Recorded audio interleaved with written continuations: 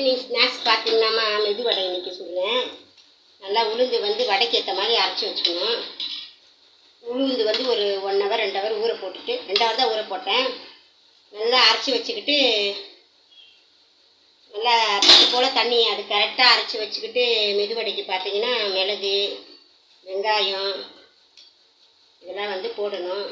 மிளகு கொஞ்சம் வெங்காயம் கொஞ்சம் உளுந்தை நல்லா அரைச்சி எடுத்து கிண்ணத்தில் கொட்டிக்கிட்டு ஒரு குண்டு கோப்பையில் கொட்டிக்கிட்டு நல்லா அடித்து விடணும். கையில் அடிச்சுட்டு உப்பு போட்டு கொஞ்சம்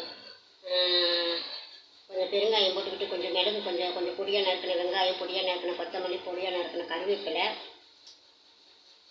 இதெல்லாம் போட்டுக்கிட்டு நல்லா மிளகு கருவேப்பிலாம் போட்டு நல்லா கிண்டிக்கிட்டு உப்பு தேவையான உப்பு போட்டு நல்லா கையில் கிண்டிக்கிட்டு கொஞ்சம் கொஞ்சமாக தண்ணியில் தொட்டுக்கிட்டு எடுத்து இது பண்ணி வடை சுடணும். இந்த பாருங்கள், நான் இவ்வளோ வடை சுட்டிருக்கேன்.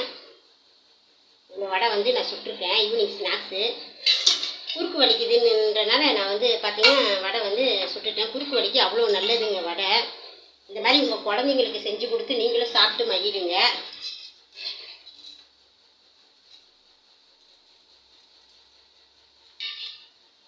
அவ்வளோதாங்க வடை. எங்கள் ஹஸ்பண்டு நல்லா இருக்கு இன்னொன்று எடுத்துகிட்டு வான்னாரு. நீங்களும் இந்த மாதிரி சாப்பிட்டு இதெல்லாம் நீங்களும் சந்தோஷமாக குழந்தைங்களுக்கு ஈவினிங்கில் செஞ்சு கொடுத்தீங்கன்னா பிள்ளைங்க விரும்பி சாப்பிடுவாங்க. Okay bye. நாவின் சுவை மாறட்டும்.